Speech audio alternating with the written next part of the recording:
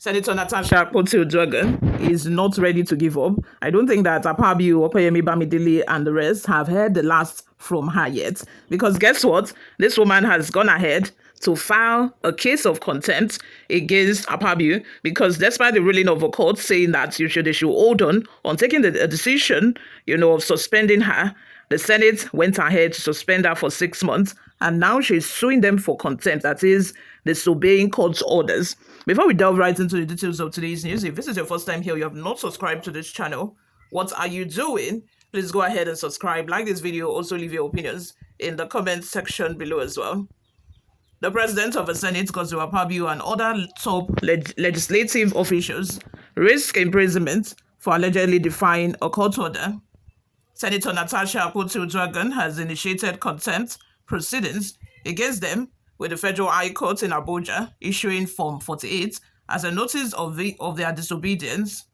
The legal action stems from suit number FHC ABJ CS 384-2025 filed by Senator Akpoti-Uduaghan against the Clerk of the National Assembly, the Senate President, and the Chairman of the Senate Committee on Ethics, Privileges and Code of Conduct, Senator Neda Imoaswem.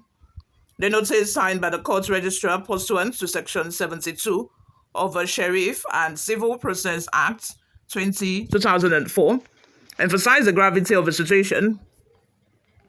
The court explicitly warned the defendant that their actions constitute contempt, which could lead to imprisonment if they fail to comply.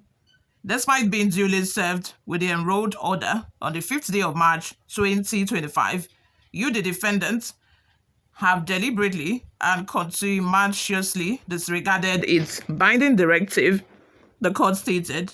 The legal notice further reiterated, take notice that pursuant to Section 72 of the Sheriff and Civil Processes Act, your willful disobedience of the order of this honorable court renders you liable for contempt of court, for which you may be committed to prison until you comply. The court had previously issued an order on 4th March 2025 restraining the Senate from proceeding with an investigation into Senator Akpoti-Uduaghan's alleged misconduct during a February 20 plenary session. The order mandated that all defendants, including Senate leadership, cease actions against the senator until a final determination on the case. Despite the clear directive, the defendants reportedly proceeded with the probe, leading to the contempt proceedings. The court highlighted that any actions taken in violation of its order are null, void, and of no effect whatsoever. The court enrolled order also granted permission for the plaintiff to serve the Senate with case documents through alternative means, including pasting them at the National Assembly or publishing them in national newspapers. Additionally, the order sought to prevent the Senate Ethics Committee, chaired by Senator Imoaswem, from advancing its inquiry into Akpoti-Uduaghan's conduct.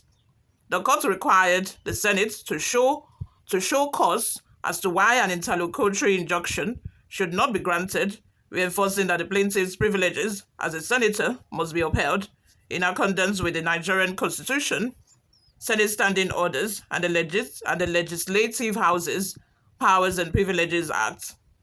With the issuance of Form 48, the Senate President and other officials now face legal consequences unless they comply with the court's directive. Observers note that this case underscores the judiciary's role in checking legislative overreach and upholding the rule of law. Legal analysts believe that the next steps in the case could significantly impact the Senate's operations and Akpabio's leadership. Should the court escalate the matter to Form 48, which calls for direct committal proceedings, Akpabio and his co-defendants may be forced to personally defend their actions or face severe sanctions, including possible imprisonment.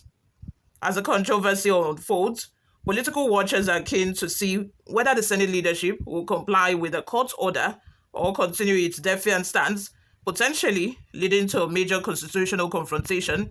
I think that this is a moment that Akpabio's leadership skill has been tested the most since he became the Senate president, because how are we going to be looked at as How are the international community going to be looking at us when, our leaders themselves cannot follow court order? When the leadership, the number three citizen of Nigeria, cannot follow simple court order, despite a court order that has been issued. Legitimately, the Senate has no power to suspend any senator more than 14 days. And here, Natasha has been suspended for 6 months, despite a court order, stating the contrary. Can you imagine that? And I think that, this woman is not ready to relent, like I said at the beginning of this video. If this case should continue, I think it is going to put to question the integrity of the kind of people we have in power. We already know that, these people, they do not value their integrity. They value more than money, more than integrity. We already know that. But with this case going on and, with the way this case has been handled so far, I think that, Nigeria, our reputation would diminish the more in the eyes of international watchers, because people are watching, and Natasha is determined to take it to the length, any length that she can. She's ready to pursue this matter to any length. She's ready to take it to anywhere that she can, because she feels that she has been cheated, which is true. Let's just assume that she has her own fault, causing disruption at the level of the Senate. She shouldn't have done that, because, allocation of seats is normal. It's a normal procedure. It's a normal thing, that has happened to at least every senator at least once throughout 4 years or 8 years. It has happened to every senator. It's a normal procedure.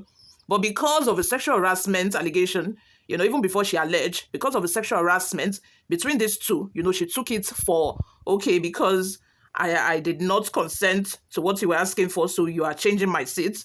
And not only that, because most of, the bills that she have read at the floor of the plenary has not passed its second reading. And there's a reason to that. There's a reason. It means that if you don't agree to what I'm asking you, you are not going to get a pass, which means that things that should have just been done quickly and speedily, would not get any attention, all because you refuse to give me what I'm asking for. Now, this is not something new in Nigeria. We have seen this happen with sex in exchange for grades, where in the investigation that was done by BBC, where, lecturers were asked to sleep with students before they can pass them. This is something that is common in Nigeria, and you would not even expect that you find such thing happening, at the Senate. You can imagine that if there were no sexual harassment involved, it would have just been a standalone case. It would have just been a matter of, she disrupted, the Senate session, which she shouldn't have done. But because of the sexual harassment, I don't think you can even separate the two. You can't. Because the Senate, in their own defense, they are saying that, oh, the suspension wasn't for sexual harassment. The suspension was the disruption that she caused during the plenary session. So when are you planning to address the sexual harassment allegation? I do not think that the sexual harassment allegation is an isolated incident. I think that it comes like in double package, and it should have been addressed as such. Let's have your thoughts and opinions in the comment section. Thank you very much for always listening and watching. This is where I'm going to draw the curtain for now. I will see you all in my next video. Bye for now.